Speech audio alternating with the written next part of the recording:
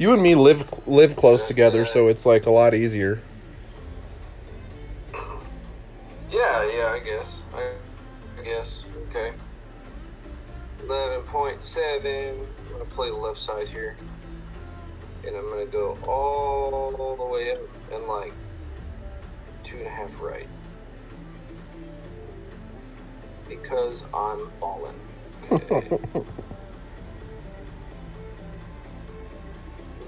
When we get more cracking into this, I'm gonna explain what my rings are and all that stuff. No, I got you, and I kind of didn't do it for the shots that I didn't really find it that necessary. Yeah, no, there's some people when it's like I kind when they watch us shit. that you're adjusting rings, but I don't know what rings are worth what. So I'll be like, well, 11.7 is 8.5 rings for an 8-box 7, so I'm gonna move the exact amount, just lets people know. No, and that's actually kind of what I was glad about doing this with you, is you have a much more precise play style than I do. Yeah, I'm pretty structured. Like it doesn't really matter off the drive a lot of times as long as you're in the fairway. But there are some, especially on these newer tour holes that we're playing right now from the last tournament, that What's up, Daniel? Requires like precision, especially with the big fat tree in the middle of the fairway. You can't just wing it with your adjustments on that.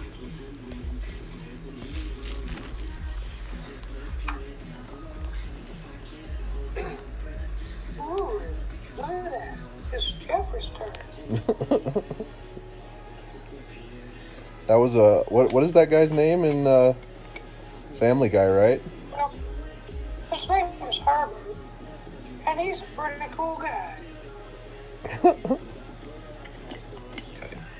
So on this one, you see, you can adjust from bottom or top. So I see where 5 is, which is 5 rings. So I'm going to go there. I'm going to bump to 7. Give it a little extra love. About right here. Get a little left curl about right here. Should be alright. The goal is to just get it up near the fringe. Yep, that's a pretty easy chip, which I say that, but yeah, I know. It's always the worst when you tell yourself, "Oh, this is easy." Then it doesn't go well. No.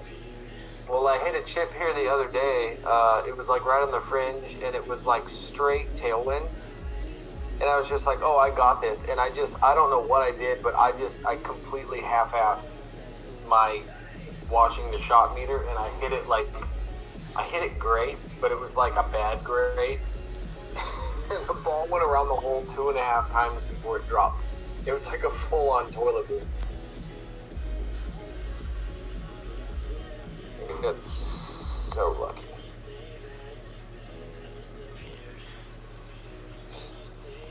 That's a good shot.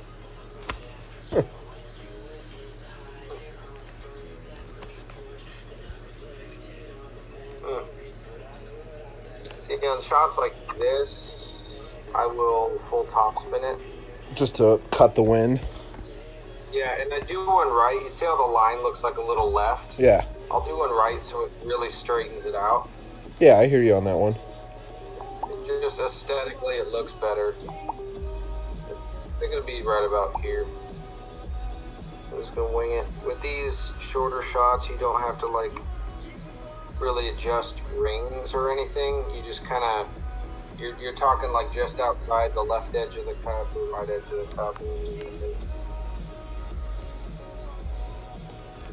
Spencer knows that. Spencer kills that. I agree with that. Spencer's a boss.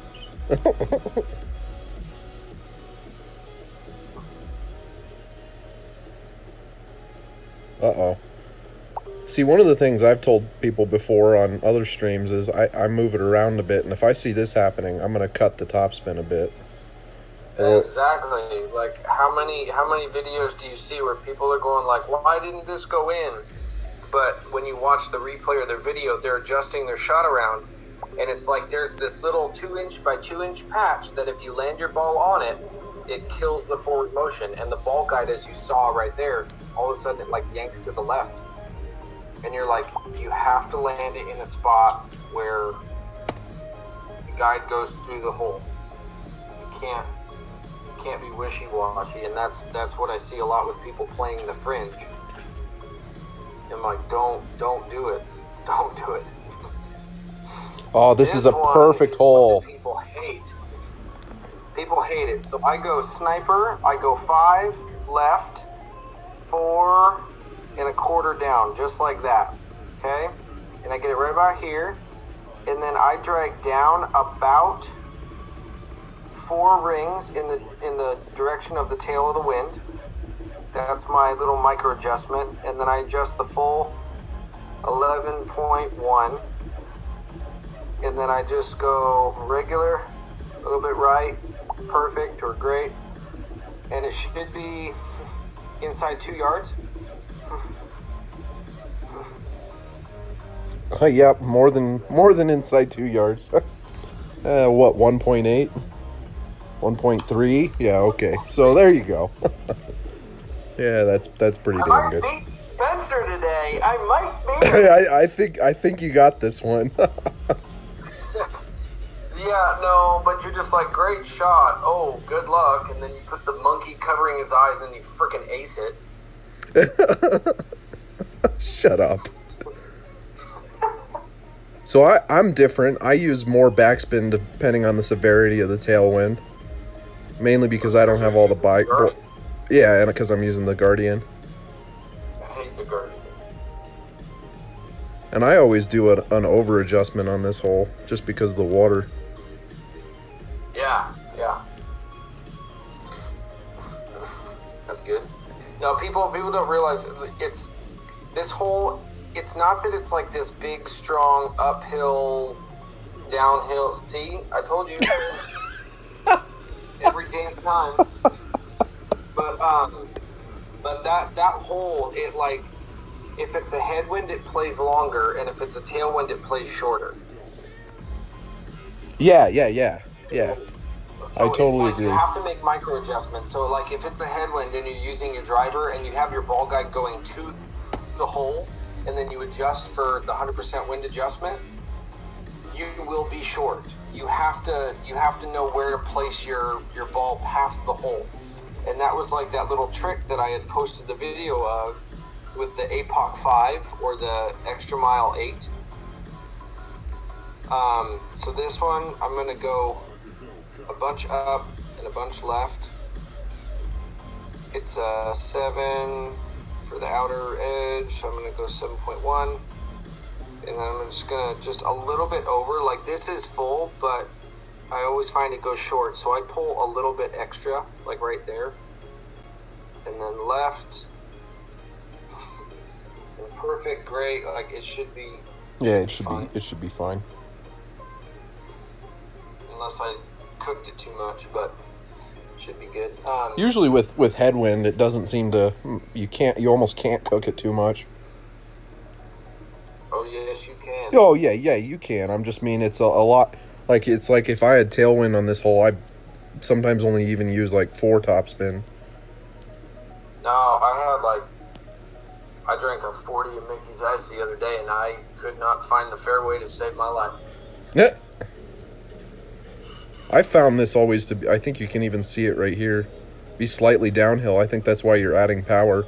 I just compensate that with a, an over adjustment. Yeah, no, for me, I don't really like add power to it unless, you're going into overpower. But it's like in the middle of the circle, you have those 4 little triangles, and a lot of people drag their shot back so that the ball touches just the tips of those top 2 triangles. And every time I see someone do that, they come up just that inch or that foot short. I always make it touch the tips of those bottom triangles. So I'll show you here. So I've got this one. Ooh, I'm on the edge of a different club. So I'm gonna go right here. This is max, and I'm going to go a little bit to the left. Just remember that, like, the wind will affect where your ball lands and what it does after it lands. So if you've got a strong left to right like this, I always kind of adjust so that it's a little left of the hole, so that when you account for the wind here and then it bounces, it will kind of correct that. And see bottom triangles. Not the top triangles, the bottom triangles. Yeah. That will ensure that you get like all the way through the ball. Oh. Yeah, it was a lot of wind to counter. So what I just tried to do is play the slope. So you see that I aimed left of the hole, and it still went all the way to the right by the slope. So if you wanted to play it more directly to the hole, then what I would have done is probably bumped over about 10 or 15% left curl, and that will kind of straighten out that shot a bit. But I've been trying to get used to that slope, so I've been playing it a little differently than I normally do. See, and this for me is like it goes against what I do with most full backspin shots, and that is I spin against the wind with the Guardian just because this is such a strong wind. The wind should shove it back. Yeah. It's just a lot of people, it's like when they see the ball guide, really, if that goes in, I quit. Yeah, but that's what a lot of people don't realize. It's like they see the ball guide rolling through the hole, and then they just exact wind. But what they don't realize is that in the air, when the wind moves your ball, let's say left to right, it means that the ball is going to be coming in at a left to right angle. So when it bounces, it's going to also bounce from left to right. And so they line up to the hole, they make their regular wind adjustment, and then they end up right of the hole. And they're like, why?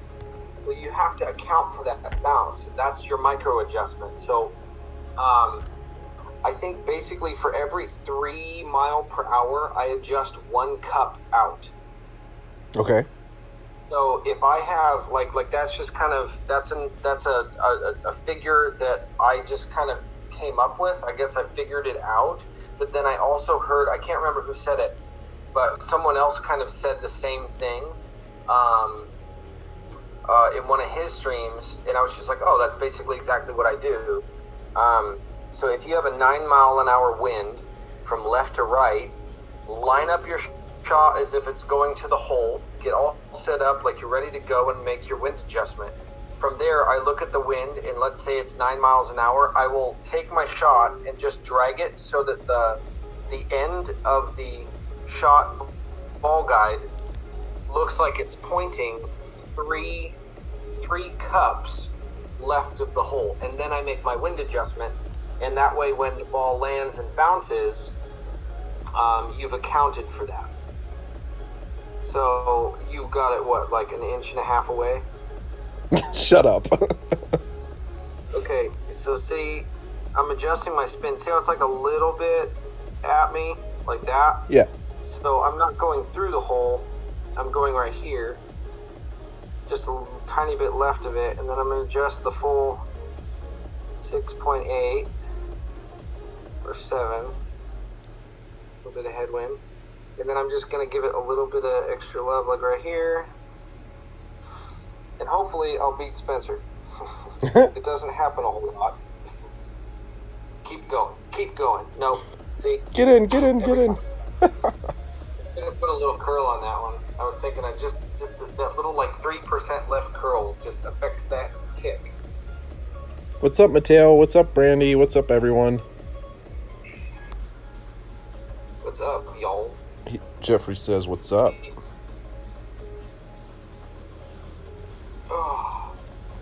Yeah, no. Now you understand why I had to get the 5170 before we played.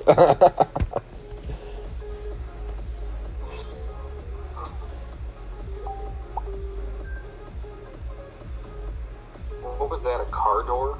Oh no, that's Messenger's bings. I could close it if you don't like it. No, I don't care. It just sounded like you were like playing while riding in an Uber or something. So this one, I see a lot of people use too much topspin. I Oh, only yeah. use 3. I'll use And then I go, that's 7. So 10.5 is 7.5. So I'll go 10.5 and then take a bit off of it. Requires a little bit of extra love. So I'll do a little extra love and I'll go like right about here. Should be okay. They said we almost have 40 billion coins combined on this stream. That was a really nice shot. What? How many coins you at right now, Spencer? I don't know. I think it's like 17.8 or 17.5. I don't know. Nice. Let me see. Because your total earned is... Well, this is Scruffy, so yeah. Like 13. Yeah, this is just, yeah, so I have 3, You I got have... what, like 2 billion, 3 billion in your Scruffy? Yeah, 2.4. So I always actually, with headwind, I don't even mind using 4. Yeah, it's not a severe headwind. Like, it's more sidewind than head. If that were, like, a really strong headwind, then I would bump it up to 4. But I see most people, like, they do everything right except they use 1 or 2 bars too much topspin, and they roll through and end up in that rough, and then they get unlucky with, like, a headwind or something on the second shot, and they're screwed. Or they're not entirely sure on the adjustments for their rough iron or something, but it's definitely not as easy to hit a rough iron as it is your wood or long iron or something. Oh, so this one drives me nuts. So what I'm going to do here is I'm going to just play it like to the hole. It's a little bit elevated, so even though it's a 12.8 wind, I'm adjusting. There's 10. I'm adjusting for 11. I'm actually adjusting for 11, and then I'm going to overpower it quite a bit to make sure it gets up the hill. Because my problem with that one was leaving it short. yeah. And I don't really, like, even though I was right, like, I probably could have adjusted, like, 12 instead of leaving 2 miles an hour short. But my goal on that one isn't to hole it. My goal is to get it inside of, like, a couple yards so it's a really easy putt. And a lot of people will line up their wind. They'll do everything perfect, but they don't realize that you have to give it an extra chunk of power because this is an uphill shot. Yeah. And so they land on that patch of fairway and are shocked when they come up short in the rough or the bunker. It's because it's an uphill shot. It's going to land a lot sooner than you thought. So the ball guide is a liar. All right, so Don asked me on this, hold on just 1 second. He was asking what are our thoughts on doing counter curl with sidewind shots or, yeah, that was bad. Counter curl with sidewind shots, or do you think that you just overplay the ring adjustment? And Don, at least in my opinion, Geoffrey, I'll let you say it afterwards. I would say that it depends on the hole. If I know that I have a very flat landing area, you'll oftentimes see me in tournaments just over adjusting to compensate for the fact of wind. Geoffrey, from my experience, pretty much always will do micro adjustments, which I think is actually probably a much better habit to be in. But I'll let you answer that now. For the most part, yes. There's one hole, and if we get it on Tour 11 with the right wind, I had it once earlier today. There's one shootout hole in Tour 11. It's that one. It's the one with the green that curls around to the right with the bunker on the right side, and you have to play it with right curl so that it goes up the green, goes to the right, and comes down. If you have a severe left to right on that particular hole, I'm really hoping that we get that hole with the wind at some point, because I will adjust my wind 2 miles an hour less than I should, and then I play counter curl. Like that's just how I play it every time. This one I suck at with headwind. Yeah, me too. headwind. So I'm going to do one down, and I'm going to go, let's see, where am I at? 7.6 is right about there. One down, I think, should be fine. And I'm going to go left curl, a little bit of overpower. Quite a bit of overpower. Well, yeah, I don't want to bang it like all the way up there. But Oh, yeah, I want that. enough to No! go. See, that's why I'm bad at this, too. A lot of the. A bit, like, I should have hit it great to the left. Something. That's one thing that a lot of people, they see him, like, it's really tricky because they'll see you, Spencer, or me, or one of these other players, like, hit this shot that it just turns out amazing, but the people are sitting there scratching their heads going like, well, he hit it great, or he hit it good, and they don't, a lot of people don't realize that that oftentimes we do that on purpose. Yeah. To get that extra little snap hook, that extra little whip around the corner. So on perfect, but I should have hit it like 2 rings great left, and it would not have got hung up at the top of that green. Gotcha. And that's because the wind is going from left to right, going right to left, or it's straight. Then I do not go great left. I would just hit it perfect. But with the wind going right to or left to right, I would hit it great left.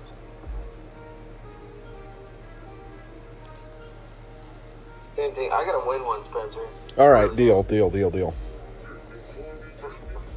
All right. You're killing me. Killing me.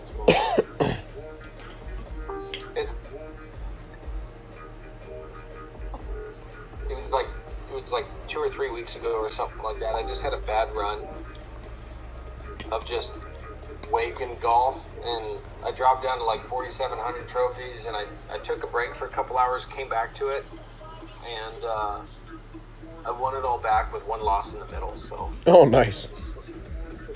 you can get streaky. I mean, that's the thing. You can have win streaks and lose streaks. It's just taking breaks when you lose. And if you're on fire and you're playing well, I don't give a crap what time of night it is. You stay awake until you lose 3 in a row.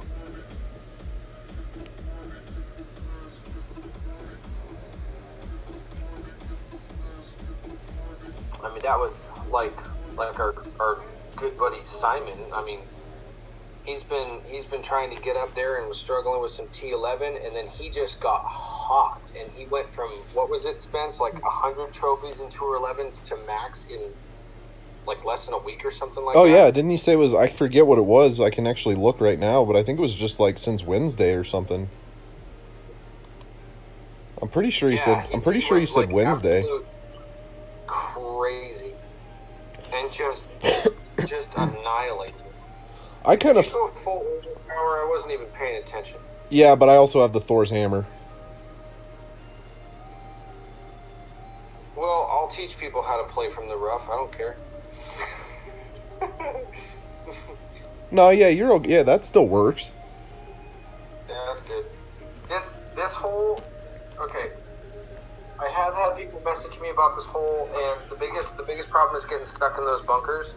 I'm telling you right now, if you want to, like, if you get a good tailwind, left, right, doesn't matter. If it's a strong tailwind, I'd bomb it and put a big old hook on it. As long as you get past those bunkers, you can be in the rough or whatever. You can make it from there. The problem is if you're stuck in the rough behind the last bunker, or if you're stuck in the last bunker, because that's where the distance becomes an issue. So oftentimes I will just bomb the crap out of it. I found that I really, really like this approach if I can get it right. Well, how many rings are you adjusting? It's an 8.5 wind. Yeah, but I'm also at min. Yeah, I probably did about 5. Ooh, and I went a little too much. No, that's just fine. That works. Yeah, it works. What was I gonna say? See, I'm gonna figure out my max line is like right there. I actually kind of like this shot. Yeah. With the put it right here, and then it's 8.7. So I'm basically max. So the Nirvana plays double.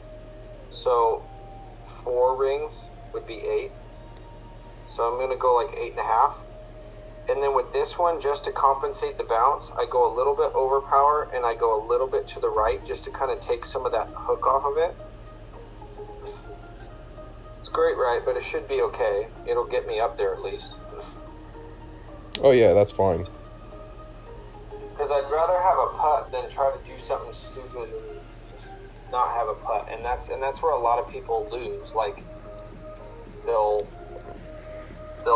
lose 3-4 games in a row, and I'll watch their videos, and I'm like, yeah, I understand, the guy got lucky with a shot here, or Yeah. you got unlucky with a shot there, but I'm like, you didn't play it safe off the tee, or you hit a great tee shot, but your second shot, you went for something that was completely risky, like you're trying to thread the needle to, like, pull out your second shot, but I'm just like, all you had to do is just play a simple bump and run right here, just bounce it off the rough and roll it up, and you've got a 5-foot putt that's you can make blindfolded. The only reason why you got into trouble is because you very risky shot just to try to, I don't know, hole it or get close or whatever. All right, I suck at this shot, so apologies to everybody. I suck at this shot. This is a hard shot. I don't know how much to adjust or anything. So I'm going to adjust like 10. And I'm going to put like a little left love on it. And I'm going to pray that it lands somewhere that lets me go to the green. Which it did. It'll actually turn out pretty good. Yeah, that's the only thing that's good about that's good about that shot is generally that shot gets, if it's executed all right, either the Guardian goes in the hole or you're a lot farther away. Yeah, now Spencer's going to show you how you actually play it. Yeah, but you'll see it's either goes in the hole or it's a lot farther away. That's pretty much, there's not much of a... Yeah, that's why I believe inside 3 yards on this hole is a great shot. Oh, yeah, for sure.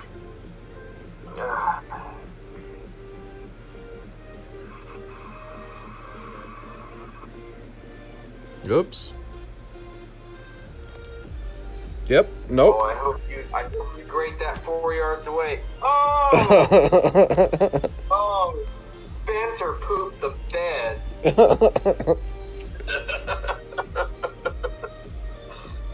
That's okay. That one's a hard one to make, especially when it's like a little tailwind like that, because you have to like reverse adjust. Like most people they're much better at like dragging your target down. Yeah. But when you have to reverse it and slide it up, that one can be a little tricky in a tailwind because you gotta reverse the way that you adjust, and if you don't practice adjusting it in that direction regularly, it can really throw you off. Okay, so here this guy Brad said playing it safe is always the best route, and unless it's a weekend round, and I totally agree with that. The only time I get, especially in Tour 11, like most of the time your opponent's not gonna hole out. Like, yeah, it's gonna happen, but most of the time it's not. Usually you can just play it safe and you'll win the hole a lot more often than if somebody does something risky.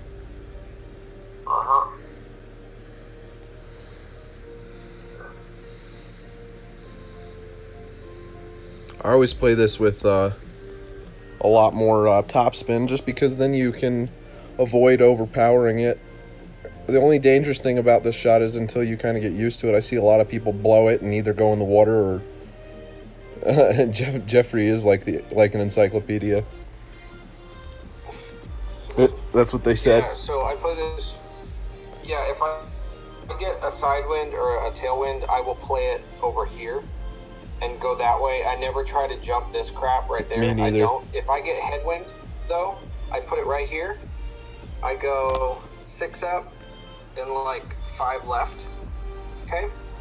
Then I make my adjustment for 11.8, which is like 8.5 rings with this club. 8.5 rings. Okay, and then I go a little bit over power and about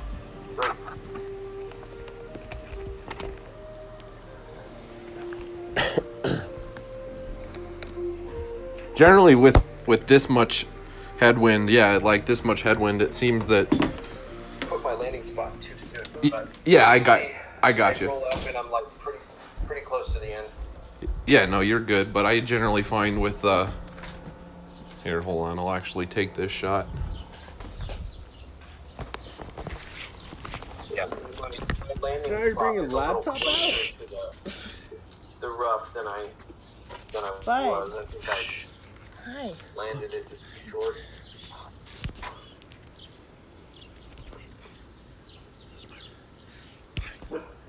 Now people are talking. I shouldn't have come outside. Sorry. Now I'm distracted.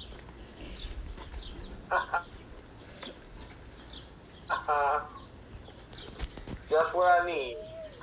A distracted Spencer.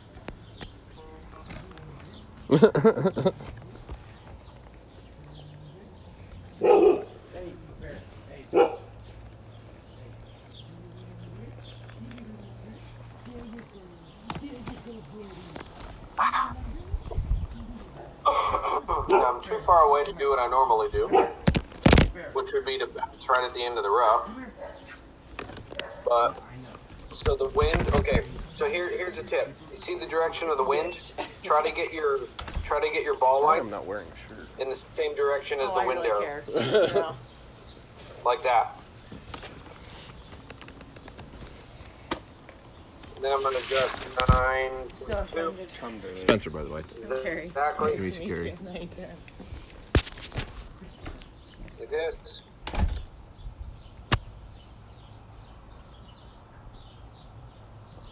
Oops. Okay, now I can actually pay attention. Yeah, I was just explaining that if you have a wind that's like a tailwind or a headwind with an approach shot, the end of my ball guide line, I always try to make it parallel to the direction of the wind arrow. Yeah. So like if you have a left to right wind, I don't have my ball land and bounce from left to the right into the hole because it'll overcook it every time. I try to aim to the right and put the spin on my ball so that it's going right to left in the same direction as the left to right wind. I try to make sure that the ball guide line and the wind arrow are parallel to each other, not perpendicular, all crooked. And it makes it easier to kind of drag and adjust your shot. And I think people will find a much more successful result consistently, at least getting it close. What's up? What's up, David? Also Jonas and anybody else I've missed. Welcome to the stream, guys. Was Jonas in here? Yeah. Sorry. What? Is Jonas in here? Yeah, Jonas Peterson. All the way from. Jonas and I, we have some battles on T11, dude. That guy will wake up on the good side of the bed and absolutely spank me sometime.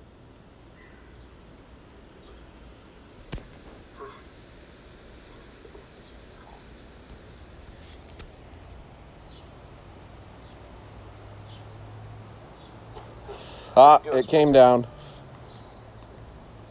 There you go, Geoffrey. Is it coming down? Oh man. I hit too much of the fringe. That was like. No, it was just 2 inches short. Had it hit the longer fringe, it would have spun and stopped. Yep. So I'm going to play it a little bit differently. I'm going to play it way down here. Okay? And with this one, I go 2 top and 3 left. 3 left, okay. 2 top, 3 left. Adjust 9. Just a straight 9. You do a straight like 9. this. Yep. Full 9. You do a little bit overpower. And a little counter. A little bit to the right. Yeah, tiny bit of overpower and a little bit right. You should bounce, catch, kick, roll up, stop. Right about the fringe. Yeah, that works.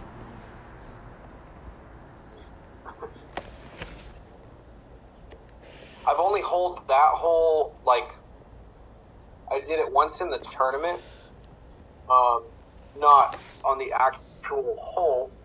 It was in a shootout, of course, but I lipped out once and I stopped on the lip the second time through, but only aced it T11 once. But if I hit a good shot like that, like with the wind, 2 yards is about where I'm at. So most of the time, people got to hit a real good shot to beat it. Yeah.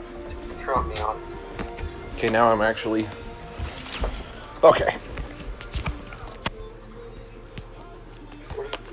I was coming back inside. Well, it's your turn. I'm going. One of the things I only need a 7-second shot clock. That's the bomb. One of the things I've always noticed, and I don't know if you have, but with headwind, I will not curl because I feel like it makes your ball go shorter.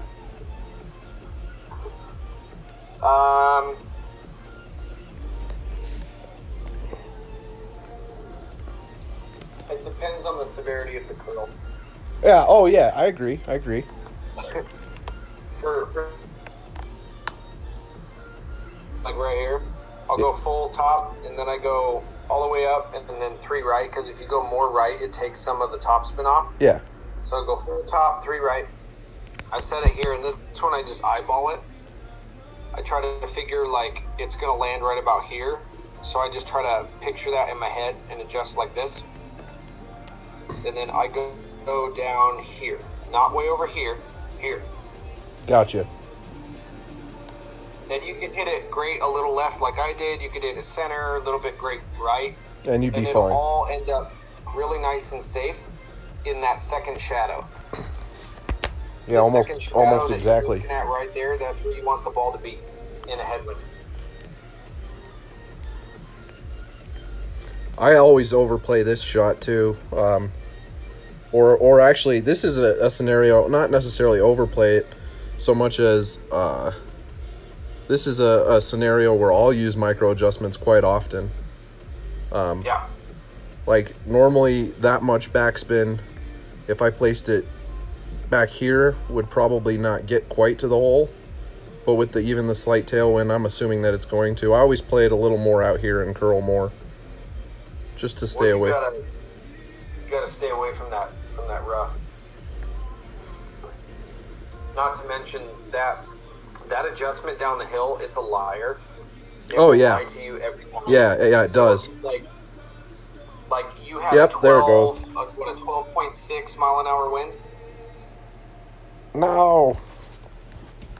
Yeah, you played the adjustment too much. So I played it too much, yep.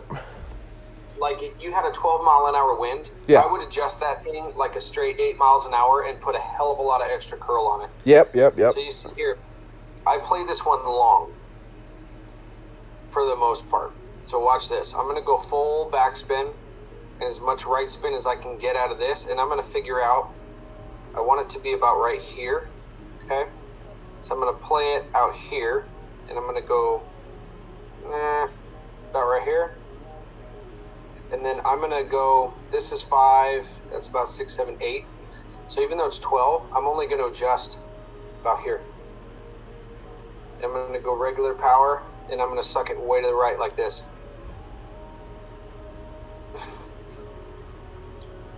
Actually, I never play that full. Yeah, that worked just fine.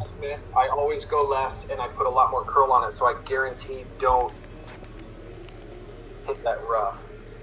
Now, in this situation, generally, I would say unless you've got, you can't play this shot with backspin. I mean, you can, and you can slam into that pin, but I generally just go for the dunk here, because generally you're going to lose anyways if you don't make it. So, and the wind, since it's so severely uphill, is almost nothing. It almost plays as nothing, which honestly, it's like a half a cup, dude. Yeah, it's probably good almost right where it's at.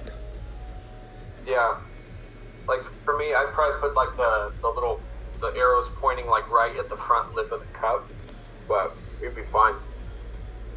Get in the hole. Nope. Can't. It was close. I couldn't hit it great though.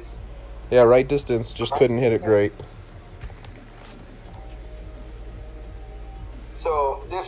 about just a right to left wind on this hole. Like, if you hole it, it's a stupid, ridiculously good shot. Oh, yeah. Right to left wind. You just play it so that you can have a putt. That's it. Period. Yep. I agree, because then you know, you're in a Do much not better mess around situation. with it. Do not mess around with it. I see way too many people try to, like, adjust to try to get it close. Like, who gives a crap? Take it to the shootout. That's why we tell people, master the shootouts in 2 or 11. You're not, like, if you play 10 matches, 7 or 8 of them guaranteed are going to go to a shootout, or you're going to win it or lose it. Maybe one or two out of 10, you will win or lose on the actual course. 7, 8 out of 10 are going to go to a shootout. Stefan was asking on that last hole, have you ever played the rough bump? And I have not personally. Have you? The rough bump, define that for me. Yeah, Stefan, what do you mean by that? Because I know I've never thought about trying to play a rough bump on that hole. Like, is he talking, oops, hopefully that won't be terrible. Is he talking about playing the right side off the drive? I don't know. Play it with topspin, but do you mean trying to hit the rough on, like, the right or left side from, like, the location we were at, Stefan, or where do you mean? Yeah, it doesn't make sense to do a rough bump from where we were at, but if you hit the fairway on the right side off the tee, and then you do topspin and you hit the hill, like you slam your ball into the hill and rough bump it all the way up onto the green. I've seen that done, but for me, it's really, really risky. I've seen 2 people try it, and one guy did it okay. He left himself a nice putt, but the other guy, it rolled up the hill and then back down the hill all the way down to the water. So if that's the angle he's talking, then it doesn't seem the most, like, risk. I've never. Yeah, that's exactly what he means. Is from where we were at. He said he wouldn't play it with that type of wind, but I don't know, man. I've never thought about it, but I'm at maybe this is all by feel. This is what I mean by feel, Spencer. I look at where I'm at. Yeah. And I try to get this right about here. See where I'm at. It's 10.6, and I just drag in the direction of the wind. I think it'll be maybe about right there. We'll see. It's hard with the. We'll see. It's really hard with the. Yeah, it came back down. That was so close too. Yeah, that was good. I should probably learn the rings for the. You know, the reason I think it's worthless with the sand wedge is it's so based on whether or not you hit perfect, and I'm not that consistent with the sand wedge. I am with the Nirvana. I'm quite consistent with perfect, but not with the sand wedge. That's exactly the thing. It's like your Spitfire, your Malibu, whatever it is. It's like you can know the rings and you can make this absolutely perfect adjustment, and then you're trying to time your shot and you hit it like 3 rings great on your little meter thing, and you hit your ball like flat sideways into the next course. You know, it's it's so dependent on hitting it perfect. So one of the things about this hole that I've always noticed that I kind of like, I spun with the wind there, and it was only to avoid on this hole specifically. It was to avoid the bumps on the left side. I was trying to play it more. Yeah. So people have asked me about that. Like, usually, maybe with a 3 backspin shot, I'd spin against the wind. But in that scenario, I find that it's smarter to play it spinning to the left. Okay, so for people that struggle with these shots, the wind is not going to affect that a lot. So I have my ball guide go through the hole, not to it. Yeah. Not to it. You'll stop short. Go through it, and then I just go a tick right to left like that. That's it. Go back, and then you just hit it perfect, or even tiny bit great, and it guarantees that your ball rolls through the hole. Yeah. I see too many people trying to adjust rings, and they go to the hole but not through it. This is a scenario where I still check the ball guide, and you moved it around a bit so you knew, but I always find that I move it around just to check, make sure I'm not getting a flickering ball guide, because there are a couple spots from down that hill that do flicker a little bit. Oh, absolutely. So always just kind of rotate when you're moving your target around, rotate it around in a circle and see if your ball guide glitches out a bit. But most Tour 10, Tour 9, Tour 11 players, that shot is like a walk in the park for them. But a lot of the Tour 7, Tour 6, Tour 5 guys, they overthink that particular shot. And they put too much on it, too much, adjustment for the wind that isn't really going to affect their ball. So on this shot, I've gotten a little bit better at it over the... it all depends on what the wind is doing here, on how I adjust for this.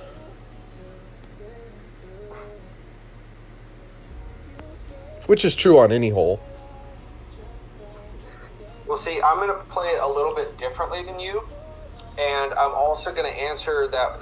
Who was the guy that asked the question about counterwind? Counterwind, yeah. Go. I don't know. But go ahead. You explain it your way.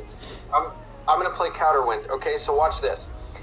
This is a headwind with a little left to right. So, of course, with this, I have enough backspin to play it this way. So I'm going to put it right about here. Okay. I'm going to adjust my 6.6. Which on this club is about right here. Okay. Now, because it is a left to right, it's going to push my ball a little bit extra to the right. So I'm going to overpower a little bit because it's uphill, and I'm going to counter with the wind right here. Yeah. I do the same exact thing if it's headwind from right to left, and I counter it with right to left wind.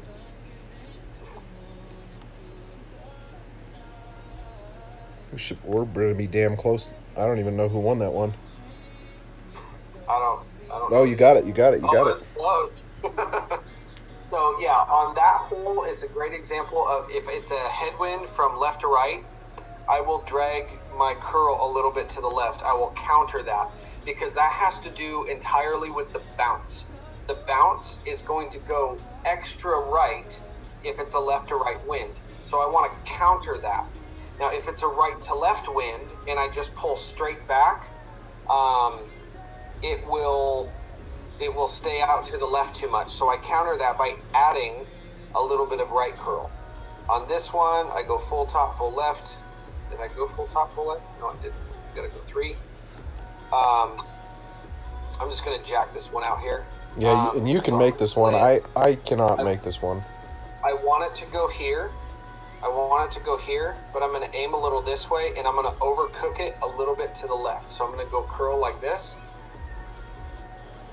And I'm going to hit it great on the left to kind of get that little extra angle into the green. So I want it to like dive into that fairway that I'm on right now, going straight. I don't want it to be coming in so that it goes tearing off to the right and potentially end up in the rough. So I always hook that shot in a bit. Stefan, it kind of depends. Thor's Hammer and APOC 6 are both great drivers. If I had for me personally, I would use the APOC, but that's just me. But a lot of people are like religious Thor's Hammer users. I'm going to try this with a hook because I feel it'll get your ball zipping a little faster.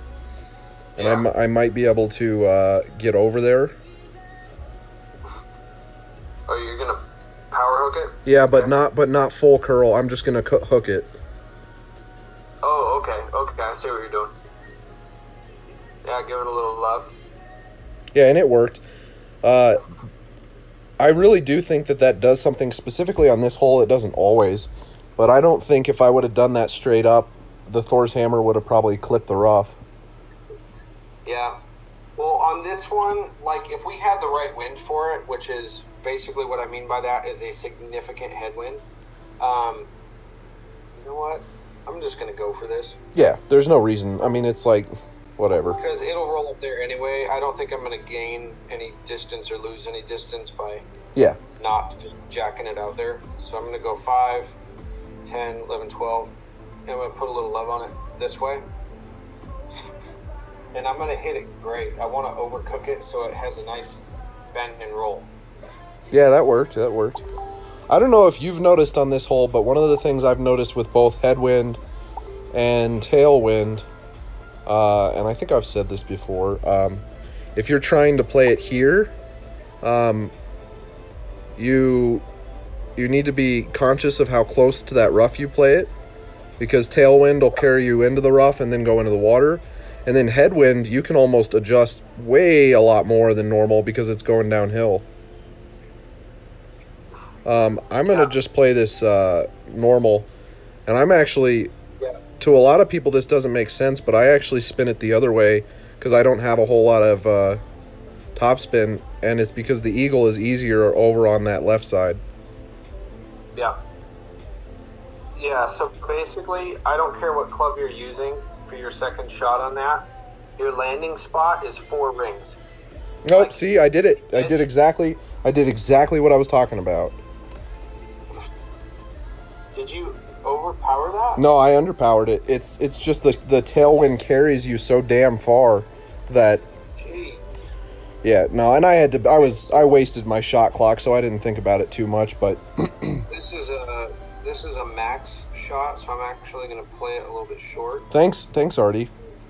Also, Artie, piss off. Is Artie on the channel? Yeah, and he said, nice shot, Spencer. I miss him. So Geoffrey misses you. Well, you can hear him. Why am I saying that? You can hear him just fine.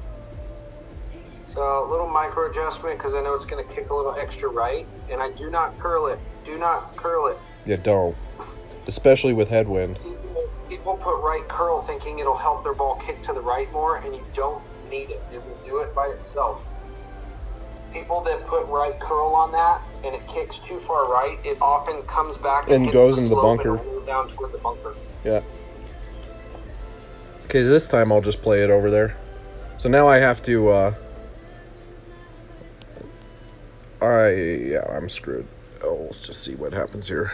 Yeah, just get it up there. I'm going to miss the putt. I want to go to a shootout.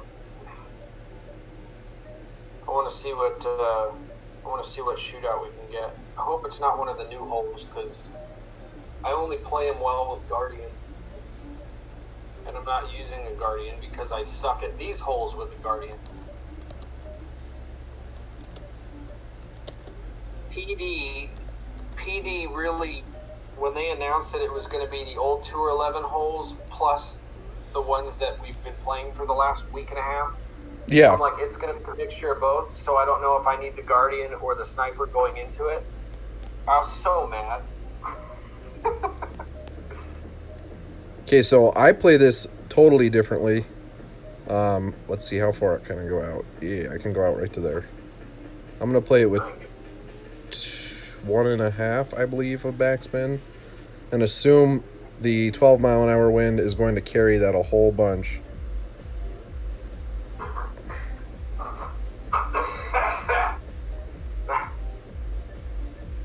Need some water.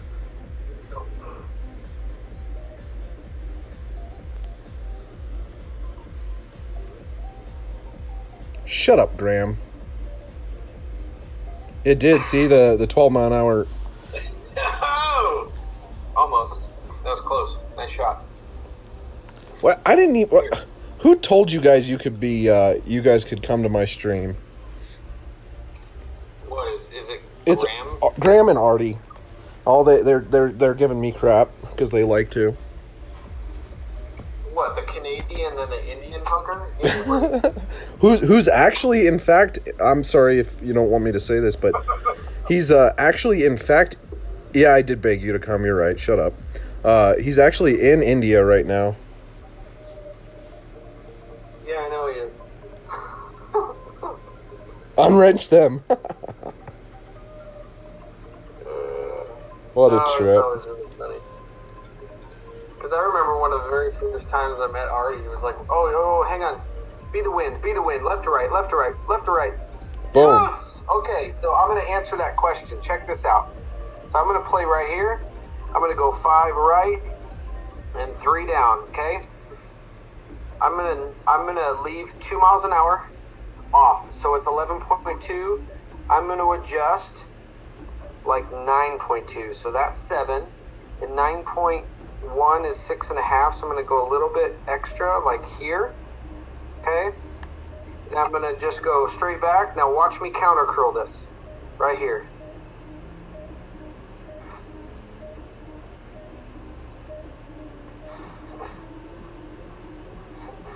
Yeah, that's gonna work out nice. I may have been. I did it a little Yeah, bit just a little much. too much, but yeah. You see what I did there? So it was 11.2 left to right. But if you make that full 11.2 adjustment, Oh, you're screwed. You'll end up in the rough on the left side. It won't turn around enough. So instead of 11.2, I adjusted 9.2, and then I left curl it. I overdid my curl a little bit. It needed to be about half of what I did. The unfortunate part about how I play this hole is I have like 900 different ways to play it depending on what the wind is doing. And I will go with less spin and not curl.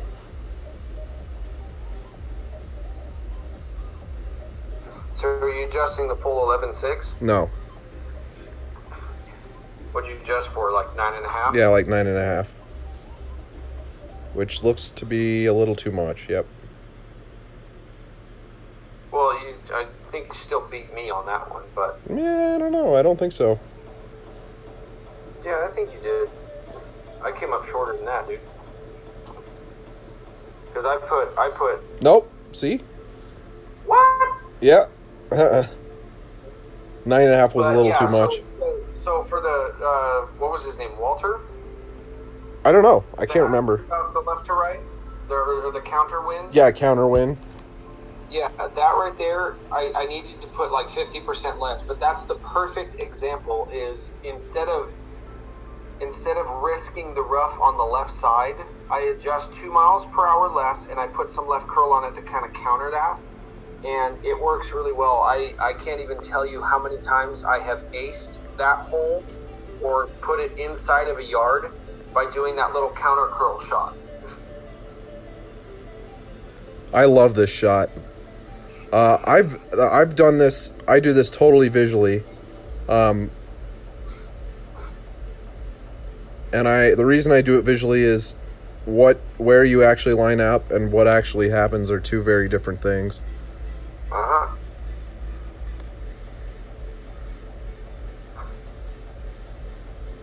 So do you just feel that shot, or are you using like rings to a certain extent?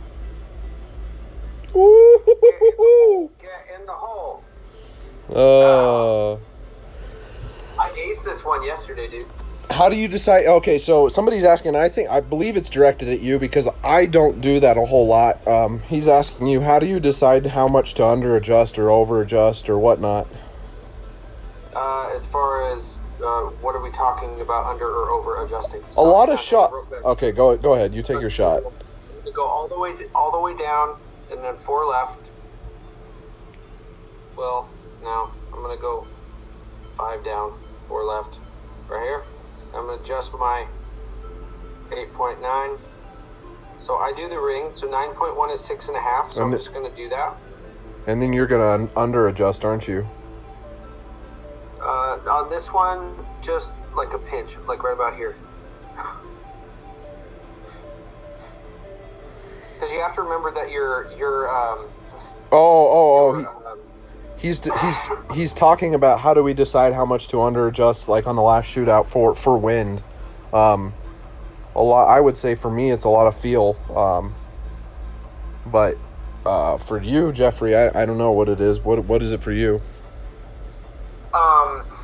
Well, honestly, it's trial and error. Is the guy who's asking the question, he's in the Golf Clash Elite group? I don't know. He could be. I posted it in 4 groups, so. Okay, if he's in an Elite, I know that I had posted a video way back when of me playing some shootout holes with the Extra Mile 8 and the APOC 5. And on that, the shootout hole that we first started with, the one where you have to make that big micro adjustment, I had headwind. And you remember I would make a full wind adjustment, but then I would drag my shot to the top right corner of the ball. It was that really weird adjustment. Yeah. A lot of it is just trial and error. So this one, I play it the same way. I'm going to go 3.5 left, about 3 1/4, and I'm going to go like 1 up. So see how it looks like it's going shy of the hole? Yep. But I know that it's going to get a little extra carry from the wind. So I adjust a full 7.6, right about here. And I'm just going to go straight at it like this. I'm gonna almost play this hole identically because there's too much tailwind for me to play it with the Guardian. Oh, it's too much. Too much. Yeah, and I've always over adjusted on this hole just because it's downhill and it seems to play more wind. Oh, I just goofed on that one. So it was David that was asking the question. He's on Tour 8 right now, but like Jonas said, man, a lot of it is totally trial and error, and it's different on every hole. I find that you start to also, here's what I'm going to do. I'm going to aim this like it looks like it's going to go left of the hole. It was something I said a while back was how top spin or any spin, I hit it great, so now I can't explain what I was going to say. Yeah, I went down the hill because I hit it great. But I find that spin is washed out by tailwind. Yeah, dude, this is such a bummer shootout hole because if you come up an inch short of that hole and You're it rolls screwed. down, it's like a 7, 8, 9 yard roll. So Oh, yeah. I hit a bad shot 7 yards away. But that, because because I hit it great on that side. that little slope, it rolls to the edge of the earth. Yeah. It's such a bummer. But let's see here. What hole do we got? Yeah. There's nothing special. Oh, I'm going to show people how to play this way, okay? Okay, you do that. I hate that side. No. Watch your second bounce. Do the amount of top spin you need to hit that second fairway. See that? Yeah. So it's 5 up. That second bounce is touching that next fairway. That's all you need. Do not focus on anything else. And then it's 7.1 here. So I'm going to adjust that. No overpower, no nothing. I'm going to go over to the right, and I'm going to take a little bit off of it. You see that right here? Yep. A little bit off. Hit it perfect. Should be enough curl. It'll bounce. And look, see where it bounced? Yep. Had I just hit a straight shot with no curl, it would have landed after the rough and before the bunker and jumped over the bunker. Yeah. That shot right there is all about the second bounce. I see people trying to power too much or too little, and they get all shocked when they hit the bunker or they hit the rough. I'm like, that shot is 100% about the second bounce. To me, I with a win like this, I always get way too tempted to do a hook or a slice. I don't with left or right. Yeah, I like this. I've always done this. But anyways, money. Yeah, I've always liked doing a slice with this type of wind. Yeah, if it's a really strong tailwind that is right to left, I will bang that one all the way up in front of the green. But yeah, anyways, I don't try to hook it with a left or right wind. Now this one's a tricky shot. I've holed it a bunch. Let's see where I'm at. So I go up as far as I can. I go down and left. a lot. Yep. A lot. Okay, and then I put this right to the hole, and it's 12.7. So see how I'm adjusting 3 cups to the right? Then I make my adjustment. I can do it in time. So that's 5. This is 10. This is about 12.7. And then I just hit it perfect, no overpower, nothing. It's right here. And it should be close. Yeah, it was close. Yeah, but you see where it ended up exactly behind the hole? So if I had taken like a little bit of power off of it, it would have gone in the hole. It wasn't too far right or too far left. Okay, so this is a perfect opportunity for me to explain a full backspin shot. This is a hole that I probably don't need to use full backspin because it slopes back downhill and it's going to come a lot back towards me. But for me, with this much wind, I'm going to place it way over here. That's 4 cups. It's a 12-mile-an-hour wind, so you go 4 cups out. I do it totally based off of visual and... And I still am going to put a little touch to the right. Yep. And I think it's not enough. Nope, not even close. Not even close. So you can see how much that's affected by the wind. Yeah. Well, did you adjust the full 12.9? No, relatively.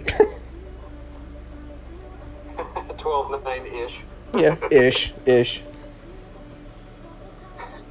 Listening to Spencer try to explain how many rings he adjusts is like listening to a bad mechanic try to explain what's wrong with your car. Well, it's got a leak-ish, and I might have to tighten this a pinch-ish. Like, it's why I can't watch cooking shows, because they're like, you add a pinch of salt and a dash of this, and I'm just like, give me a number, man. Who's to say I don't have fat fingers? Who's to say your pinch isn't bigger than my pinch? Give me a number. But see, I enjoy. I enjoy. Do a pinch and it just tastes like freaking salt, and I'm like, thanks a lot. I enjoy playing or cooking too, so I pinches and dashes my ass.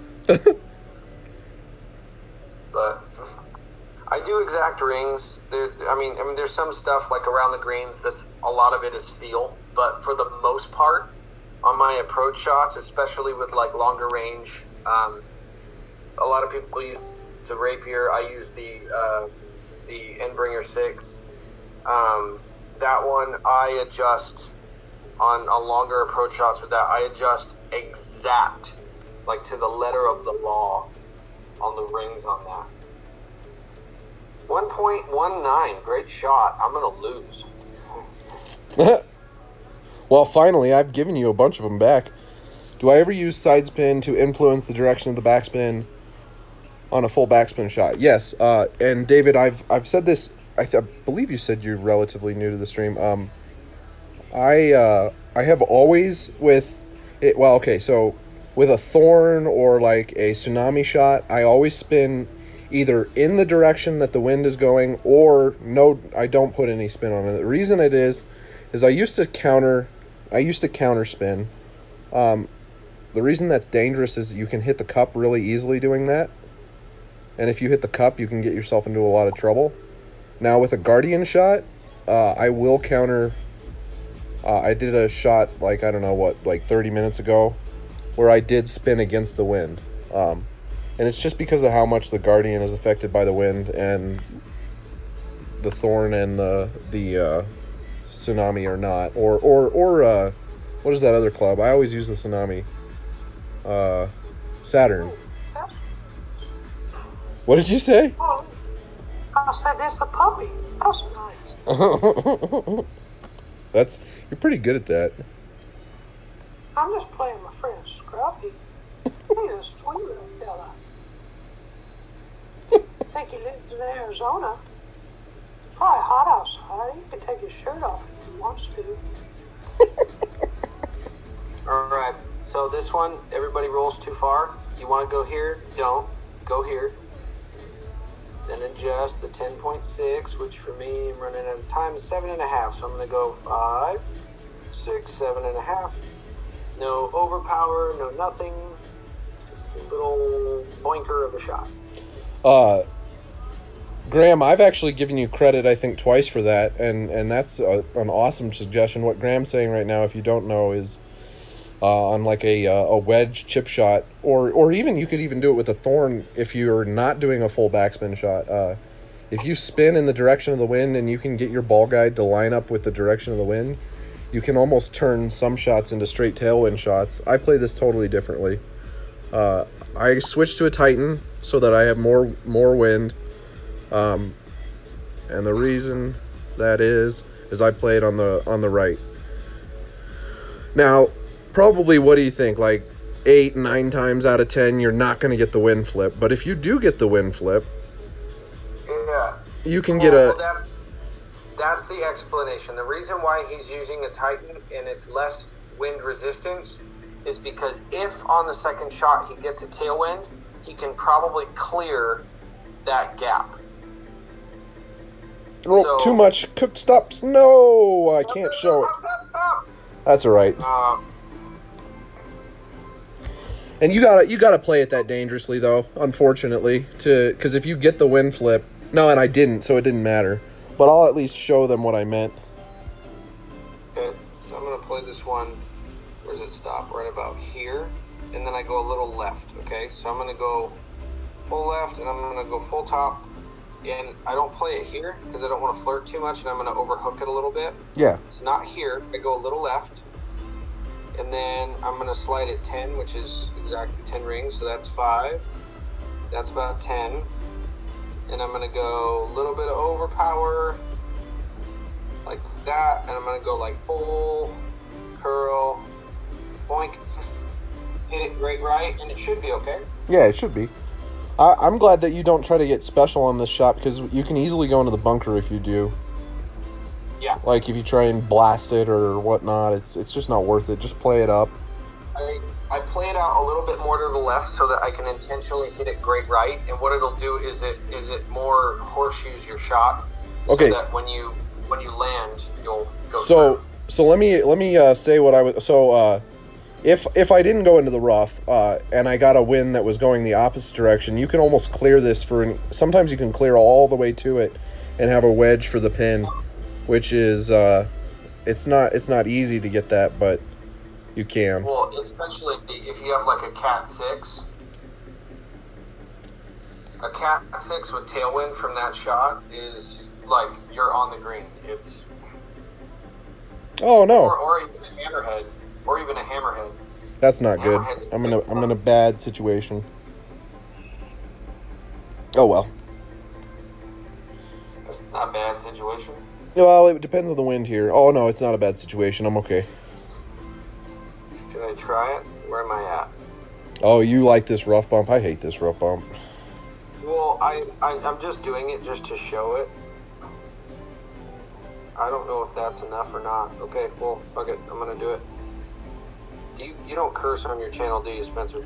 No, I do, but I don't do it often. This isn't Chris Taylor's stream. No, it's not. Okay. But no, let's see I it. do, just not often. Work! So interesting, you're saying even... Oh, Too wow. Wow. Too much! Stop. It stopped. Okay. Interesting, that's But crazy. I love that rough bump, okay, so my second shot where I played it around, usually I actually don't play it that far forward. I will lay back so that my ball is kind of right at the end of that bunker, because what I know club distance wise is that will put the edge of the rough to your left, like that rough bump that I did. It will put it in sniper range. Okay, so let me say this shot. So this is a hole where I've talked about this before. This second bounce goes extremely high and is severely affected by the wind. So I'm going to aim this short, like almost full backspin this short. And I don't even think I need to... No, I don't need to overpower it. I'm going to bring it back just a little bit this way.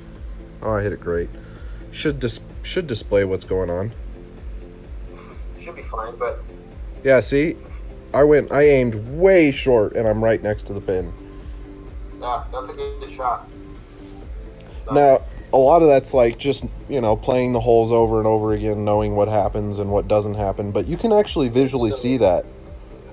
Yeah, so on this one, if that was a side wind, I would probably bring it back and top spin that as much as I could.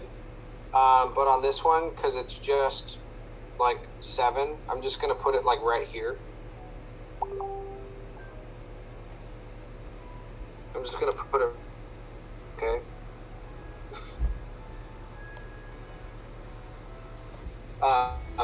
Headwind, tailwind, that's pretty much like straight on or a little off. You don't really have to adjust outside of the hole, especially on the shorter shots. That's a big mistake I see, is just people over adjusting on shorter shots. But if I were to give someone a tip, oh, you should narrate your putt like Morgan Freeman. Like, well, we're approximately 3 feet out. It's like the March of the Penguins with a Titan. But if I could give one tip, is that before you hit the shot that you're currently on, you need to be deciding what shot you want to hit next. A lot of people, they just try to hit it as far forward as they can or whatever. But if there's a shot that you're really good at, like on that last hole, for example, the second shot that I hit that rough bump, I'm really good at that one with a sniper. So typically, my third shot is that rough bump. So on my second shot, I'm not going to bang it up as far forward as I can. I actually lay it up a little bit so that my third shot is the perfect range for me to hit that rough bump with my sniper. Damn it. So it should be fine. Nope. Oh, you caught it by like a foot, dude. Yeah, no, I knew you couldn't do it. I couldn't do that.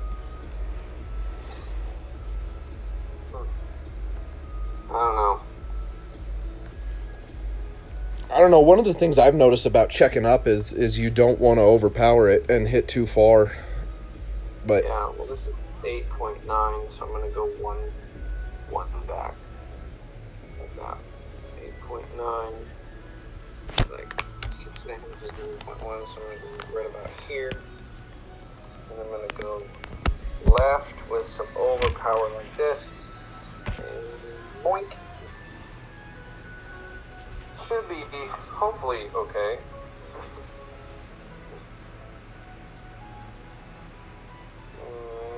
A little bit too much on the overpower, but closer than Spencer, so it works.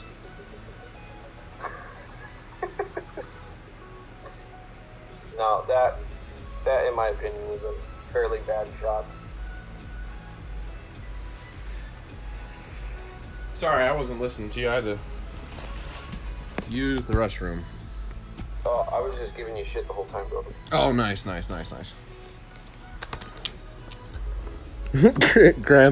Graham's insulting you now. He's like, boo, both of you. Graham, do you want to be on stream next and show us how it's done? I'm sure lots of people would love to hear your Canadian voice. Honestly, Spencer, I wish that Playdemic would add the option for a 3 or 4 person match. Yeah, that would be sweet. At least like in friendlies. I'm not saying like regular tour play or tournament play. I'm talking in friendlies. If you could get a group of 3 or 4 dudes together and play friendlies, and I do think that they need to take the friendly courses beyond 4. I don't care if they cap out the coins at the 6K or whatever it is, but I think that you should be able to play all the way up to like 2 or 6 or 2 or 7. And have like 3 or 4 friends be able to play together. That's a great shot. Yeah, that works. It works. Graham says he doesn't play expert, or he doesn't play Golf Clash, at least for this week. Yeah, of course he doesn't play Golf Clash. He's stuck on that PUBG. Graham's a noob. Artie, do you want to be on stream, Artie, and tell us about all the... give us your words of wisdom? Bring cards. next time he wants to learn how to albatross a par 3. Artie, well, all right, that would be awesome. I would love to have you on stream.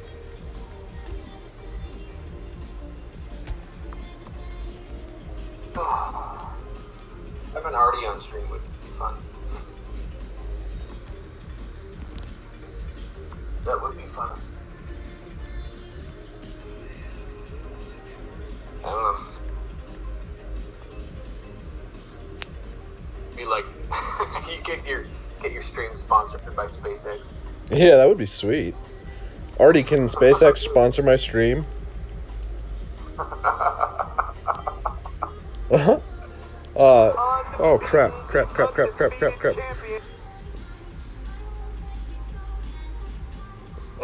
I just screwed up here. Hold on. Alright, so one of the things I think is a good habit to get into is wherever the wind's going to take you to, especially on bumpy holes, make sure you check what's going to happen, because sometimes what you think is going to happen and what actually happens is difficult to envision. What were you talking about? I was talking about, like, sometimes, like, if you're just visualizing wind without checking where it's actually going to hit, like where you actually hit, something different might happen. And this is a good scenario or example of that, because up there, it goes more straight, but the wind is going to carry you to a point that's going to kick the ball a lot harder to the right. Yep. So always left curl. Like, it's not going to do what the ball guide says if you land right here. It will kick way over here. So see, I've got to figure out where to land it and then adjust here. So I'm just going to full overpower this almost. And I'm going to left curl the crap out of it. So I'm going to go like way down here and like full left curl, because I do not want to mess with the rough on the right. Yeah. And it'll roll. Right up by Graham. By Spencer. Getting Graham on the stream would be fun. Yeah, it would. It would for sure. Stream before? Yeah, he streams. I didn't know he streams, but has he been on your stream? No, he's not been on my stream yet. Sorry, I was messing with stuff. Alright, we're good to go. This is a hole that I do pay attention a lot to what's happening with the ball guide, which I'm not going to get a clear picture of what's going on, so I'm going to kind of visualize it. B52, bro. Shut up. I almost have a 7 on Scruffy, actually. Oh, yeah? That was a game changer when it hit 7, dude. Get in the hole! Get in the hole! Too much. Dude, should we spend like... go there. Should we spend the next 5 minutes just doing our best Tommy impression? You can do it. I'm terrible at impressions. Here, I've never tried it. I'm gonna see if I can do it. He's like, so what I doing is I try to put my shot so it I try to make the guy go in the hole so we can shoot it in. And do this okay. Here we go. And I'm gonna adjust 10 rings because IKEA likes a 10, and a little bit overpowered. Oh, yeah, great! Fuck my life.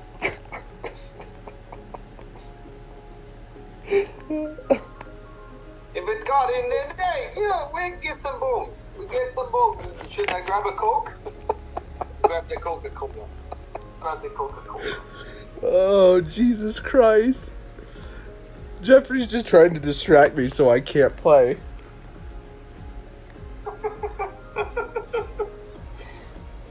Let's get some hype in the chat. Because I play Masters. Masters all the time. Oh, is this my putt? Shit, I almost missed it. Wasn't even paying attention. What's up, Tim? Welcome, man. Oh, that's gold right there.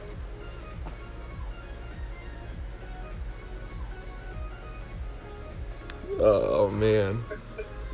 Well, then you got like you ever watch one of Richard's streams? Yeah. Well, I've seen some of his videos. Yeah. No, he goes, all right, for this one I'm gonna use the Guardian, and it's 11.7. So I think I'm just gonna like put some backspin on it, and I'll go up around here somewhere. I just want to hit it perfect, you know. 'Cause then it'll probably get close. It's gonna bounce on the green and then roll. Oh darn, it went too far. I was like, he was hitting these like amazing shots, and I was wowed by some of the stuff that he was doing, but I was like, I actually told him, I was just like, bro, I couldn't focus. I was nodding off. I have no idea, David. I have no idea what the holes are. Like, I kind of know what holes are in the next tournament, but until I see the win, I don't know where to adjust this. I I can't. don't know where to adjust this. Oh, you're screwed. You can't do this shot, dude. You can't do this shot with the. You're all right. Just take this shot. I'll show you. You add a lot of power to it. I don't know where I live. See? That's okay. Yeah, no, that's all right. You can't do that a headwind shot with. You should have used your Guardian or your sniper. It would have worked. In headwind, it works. David, I can't. Yeah, I know. I'm just trying to figure out how to land on that little patch, and it's the. See, that is the downside to the rings, is if you're used to adjusting rings, but you come to a shot where you don't know how many extra rings you need to add. Yeah. Seriously, dude. David, I can't. Yeah. What Tim just said. I can't really judge what the scores are going to be in the next tournament without knowing what the wins are going to be. If they give really difficult wins, then it could change it a lot. So you're going to play the rough bump here, is what you're doing, right? I'm gonna bang it out there, bro. You're not going to counter. Bangerator. You're not going to counter spin that a bit. I'm gonna figure out 7. 7 should be about right. I'm trying to see through my freaking finger here. Gotcha. I'm gonna go down like this, and I'm gonna go down like this a little bit. I have no idea what you're doing, so I'm just going to watch. Yeah, I'm gonna try to land it about right there, and hopefully kick enough. There you go. Oh, okay, well, it worked. You clearly knew a lot more. I don't go that side, so I don't know. I never go that Actually, side. I've never done that before. I played a guy earlier on Tour 11 that went that route, and he hit it too long, and it rolled through into the sand by the water. Like, he rolled all the way through. But See, I looked at it, and I figured that he just kind of overcooked it a bit. almost without So almost without question, I always play this side unless the wind is pointing the opposite direction. It's just because, I don't know, I'm so much more used to this shot. well, I do find though with when you're dragging with tailwind, not with headwind, but with tailwind, you actually don't need to quite adjust as much as a full adjustment. And let's see if I'm right about that. Yeah, we hit damn near where I was intending to hit. Yeah. well, a lot of people get scared of that tree, and you don't really have to be, because if you hit that tree on the right side of the branches, all it does is it swats your ball down into the fairway. Well, and if you play it back like I did, you go under the tree no matter what, and I went under it. So, oh, Geoffrey, you're screwed, man. I got my favorite win. So. Oh, you did? Yep. This crosswind shot is I've got an adjustment. I've got an adjustment for it. Just because this was the shot that was in the tournament. So this is 5.5, 6.6, 7.7, 8.8, 9.9. So I'm going to go right here. See how I am adjusting exact. You're going to 9.9. 9.7. 9.7. And I graded it, bastard. That might help. In my opinion. Yeah, it did. Yeah, it was far enough. Like, it wasn't max distance, and so I needed to adjust 1 cup out, and I didn't adjust enough out. Otherwise, that would have been in. But I'm still happy with it. Like, oh yeah, that's the thing. If you're really close like that consistently, and you're getting yourself to shootouts, like, that's the number one thing is you need to just learn to kick absolute ass on the shootouts. Like, every single shootout, I already know my settings before we even hit it. If it's headwind, tailwind, sidewind, I know what spin settings I'm going to do and things like that. So I just set it and then make my adjustments from there. But you don't want to wing it in the shootouts.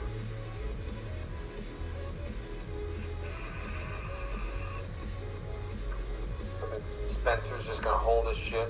Yeah, because it's my favorite. Yeah, it's my favorite win.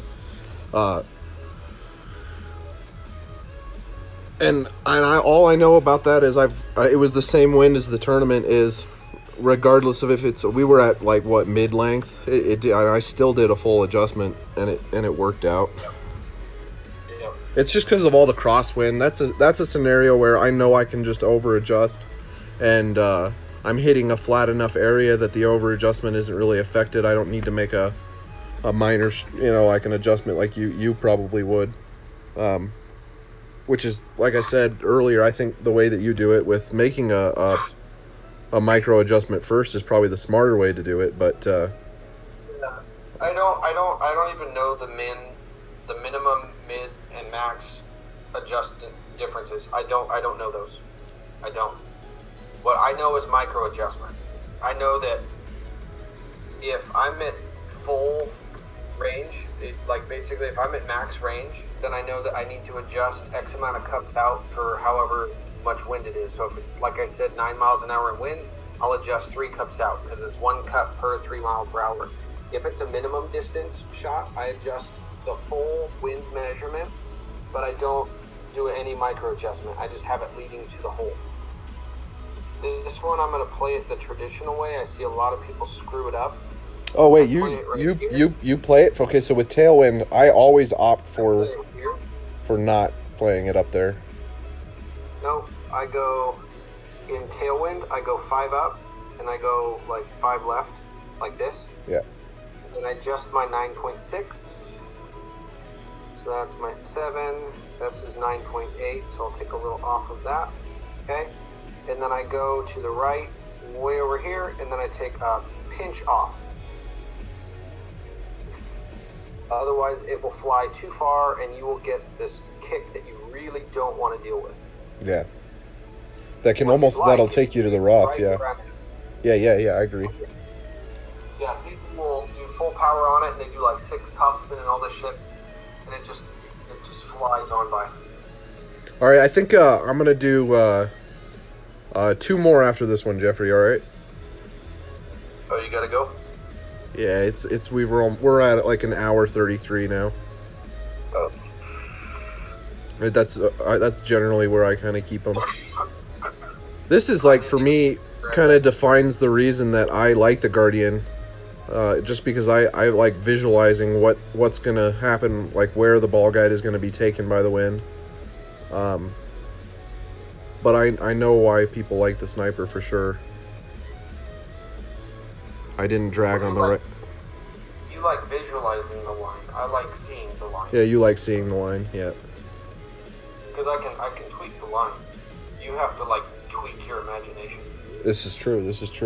And I hit it great, so it was terrible.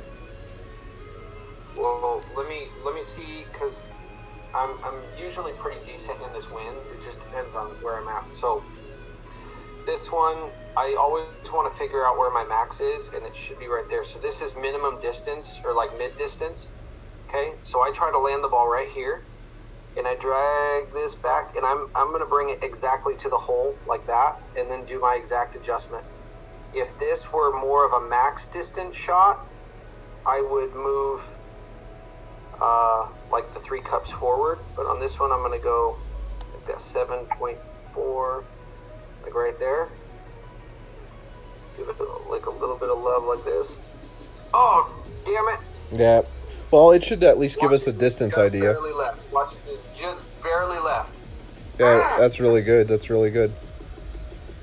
But like I said, like if that were a max distance shot, like if I were at the end of the range of the sniper, it was 7.4, so I would have adjusted like basically like 2.5 cups toward the tail of the arrow. Does that make sense? So Yeah. it was right to left. So I would scoot 2.5 cups toward the tail and then make my regular wind adjustment. And that would account for the extra tailwind and how it's going to affect the bounce and all that. Yeah. I'm really bummed that I didn't get that one closer and put it in. Well, I think it would have been damn closer if you didn't have the gray. Yeah. Yes. I love this shootout. I got to beat you on this hole, man. Oh, we got two wind again too. Yeah, I know we did. So I'll probably, it's not that severe, so I'm gonna just stick with my 5. And I always use as much curl as I can use if I don't have a heavy left to right wind.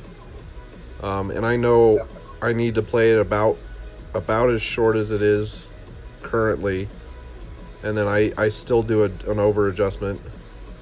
On this wind, I actually am careful not to place it too close to the bunker because it's easy to drag yourself in a wrong direction and go into the bunker, if that makes sense.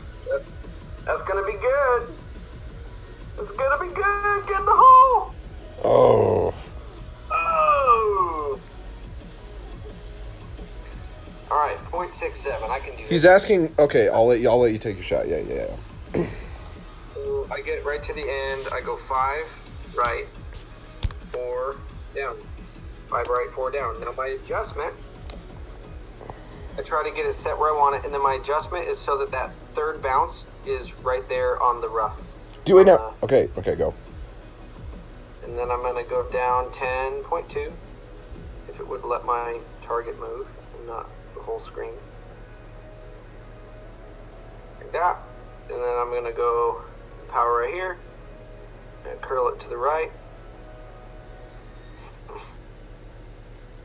Get in the hole. Do it. Oh, it was a little bit Ooh, that was close. What I was going to ask you is how much you that first adjustment, like that micro adjustment of how short you play it. Do you play it differing amounts of shortness depending on the severity of the wind? No, it's basically 4 rings. When I measured it, it was about 4 rings. I've been trying to eyeball it. Oh, okay. It's about an extra 4 rings, so I'll do a 4-ring micro adjustment basically. I broke my rule of thumb. I wasn't paying attention. Anything that is above 10 miles per hour, I don't do just 4 backspin. I do like 4.5. Oh, okay. So you just add a little bit of backspin if it gets more severe. I add a little bit of backspin, and I didn't do that, and you saw that because when it hit and broke out, it ended up going too far. That half bar of backspin makes a big difference. Okay, so somebody was asking you after you take this shot, not that this is like one you don't really have to think, oh, you can make it, I can't, but that's all right. 11.2 is 8. Go. Pull 8, and then I don't want it to curl into that left bunker, so I'm going to put a nice big booming right curl on that, so hopefully it'll make it kick and swing in between the bunkers unless I overcook it. No, you're all right. That's fine. It's just if it jumps forward, you want that right curl to make it stay rolling through the bunkers. With no curl, that will go into the left bunker 100% of the time. Okay, so what they were asking you to do a Chris impression. Chris impression. Chris from who? Chris Taylor. Chris Taylor. Dude, I don't want to get you censored on YouTube. You're good. Do your Chris impression. If people know who Chris is, then they're aware of what's coming next. There's a lot of walking away from the phone. So like I'm really clear, but then when he walks away from the phone out of anger, he kind of gets that like distant thing. You know, let me take my shot, and if I mess it up, maybe I'll go full Chris. I don't know. Okay. This one, actually, here. I'm not even going to fuck around with this one. I'm going to put it as if I didn't clear it, and I don't have enough space, so I'm going to put it like right here so that I have an end bringer shot. This is what I'm talking about. If you have a shot that you're really good at, give it to yourself. So I could go for it, sure, but why would I risk trouble when I could just take an easy breezy shot like this and give myself a nice easy breezy setup for my next shot. Now if I were Chris and that went in the bunker, it'd be like, fuck! Cut! Stuck in motherfucking dick! Shit! Piss! God damn! And then his kids come in and he's like, oh, hi, sweetie. What are you doing out of bed? Do you need some water? I'll get you some water. Don't you worry about that, darling. And then she goes back to bed and he's just like, fucking cock, fucking asshole, bitch, fucker. And I'm like, Chris, you made the shot. Oh, I did? It's like, it never stops. Oh, Jesus Christ. And on this episode, Spencer's going to show us how to play a rough shot. This is true. So watch this. Here's what I do. See how the wind is going? I'm going to try to get the tail of my shot to match that line. See that? Yep. So I'm going to put it right there. This is what Graham was talking about. Yep. Same thing. And it's going to go a little bit past. So I'm going to put that little extra bounce there. And it's 11, so I know it's 2 full rings. So I'm going to go here. It's kicking a little bit that way.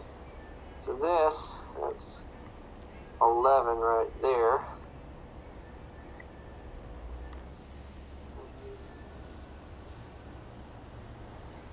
Get in the hole! Son of a bitch!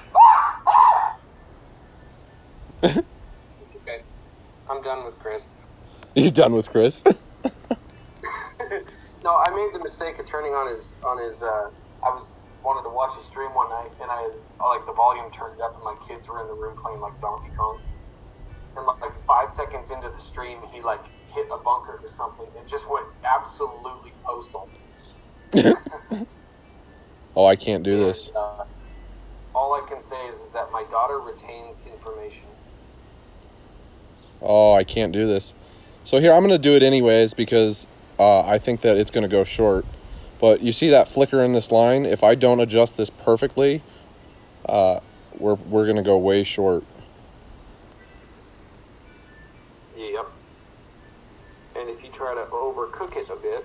Well, and I just hit it great, so I don't even know what's going to happen now. Okay, so it made it. The grate didn't affect that part, but those are the flickers that I'm saying that if I was actually trying to make that, well, I sort of was. I would not have played it with topspin. Well, that's like, okay, so if you have a shot like that comes up a little bit short, but you still have a putt, that's one thing. The even bigger problem is when these guys use topspin and the ball guide doesn't show how far the ball's actually going to roll out. So they think full topspin is going to get them to the hole or whatever. Like on that rough bump I did, my topspin showed the ball only going like 5 yards short, but I know it's going to roll beyond that. And so these guys try to get their topspin to the hole, and then they hit a great shot or even hit it perfect, and it flies past the hole. It's a major bomber. Oh, headwind this time. So I'm going to go full down, 4 right, and it's 6. So I'm going to put my shot about to the cup. There. Yep. Little bit beyond it. I'm going to adjust exact, basically. Like this. Right here. Oh, what did it do? It jumped. It jumped a little bit, so I'm going to go back just a pinch. And I'm going to go right here. And I'll put some right curl on it like that. Hype the shot. Yeah, that'll work nicely. People have heard me say before on this shot, I call this headwind, because whenever you're curling into the wind, it acts like more headwind. Yeah. You have to account for And that's always true. Whenever you're curling into the wind, it acts like double headwind. Yeah, so the ball guide, you don't want it going to the hole. You want it to look like the ball guide is actually going like past the hole, like you're going to overshoot it a little bit. Yeah. Because then when you do your curl, you're going to find that my ball landed and rolled out much shorter than what the ball guide said it was going to do. And this isn't a very severe headwind. No, not at all. But even though it's 7 miles an hour, it still is going to affect it. Oh yeah. But if you have like an 11.8 mile an hour, 12 mile an hour, and it's just like beaming wind in the headlights kind of wind, that, I mean, you're putting the ball guide well past the hole. I over-adjusted for that wind and kicked way too hard. All right, let's do this last one, all right, Geoffrey? Yeah, you got it. And on that last shootout hole, for all of those people that want to go out there and try that bunker shot, dude, my game just crashed. Uh-oh. Hang on. No, Hang on. Okay. I don't think I'm rebooting right now. It might get me back into the game. It might not. Yeah, I don't think it will. No, it didn't. We can try it once, but if we don't get each other on the first try, let's go ahead and let's call it. But I don't know if you wanted to say anything else before we end it here. Here, go to the Tour 11 and let me know when you're ready. All right, I am on the Tour 11. Go ahead, on your go. 3, 2, 1, go. No, I didn't. So I'm gonna go ahead. So I'm gonna play this guy. If there's anything else you wanted to say, before we close the stream. Are there any other questions that kind of went unanswered? Does anyone have any other questions that they want to ask Geoffrey before we end it?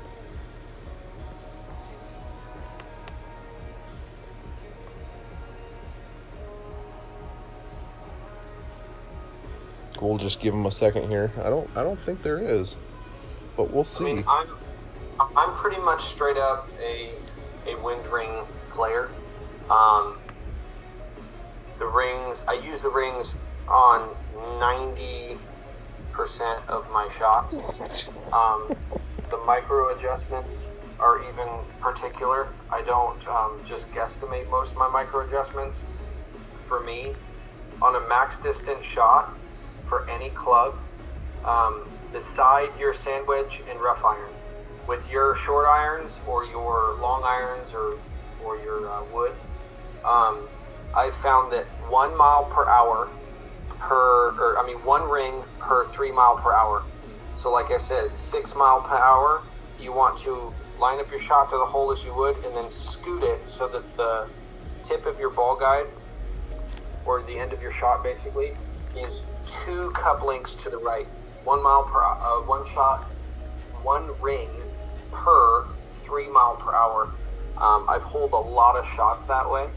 And if not hold them, I've got them really close. And then I just make ring adjustments. I don't guesstimate a whole lot unless it's sand wedge or rough iron, approach shot, little chip shots. You know, I'll guess those things around the green. But I'm pretty disciplined in the ring adjustments.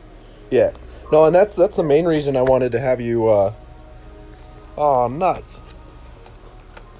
All right, sorry guys. I just pulled Geoffrey. I pulled my battery out of my laptop, so I killed Geoffrey. Let me see if I can get him back.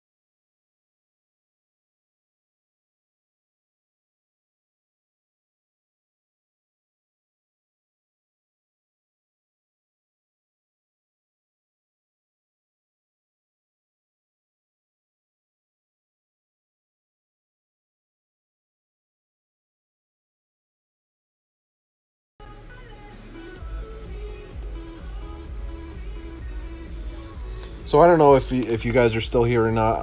Like I said, I killed my laptop. It kind of screwed things up. I don't think you could hear me while I was talking to Geoffrey on my phone. But as always, thank you guys for joining the stream. Hopefully this is something that we can continue to do. I enjoy this. I think that I get a lot of good feedback on having other people on the stream and showing different techniques and stuff.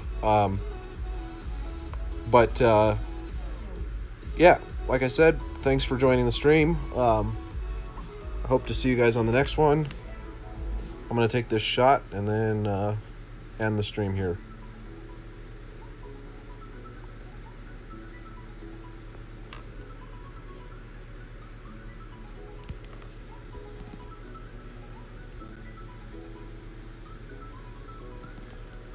Oh, it is. So it is working. I don't know.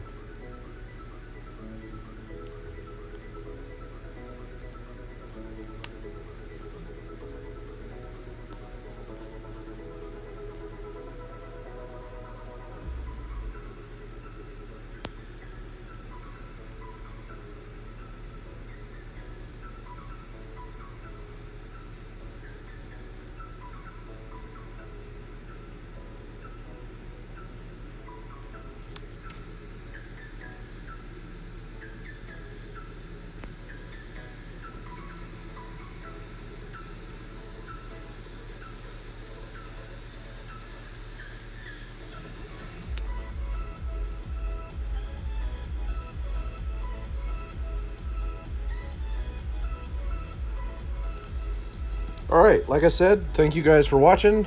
I will see you guys, shortly on the next stream. Thanks, Geoffrey. I appreciated it, man. I'll see you guys later.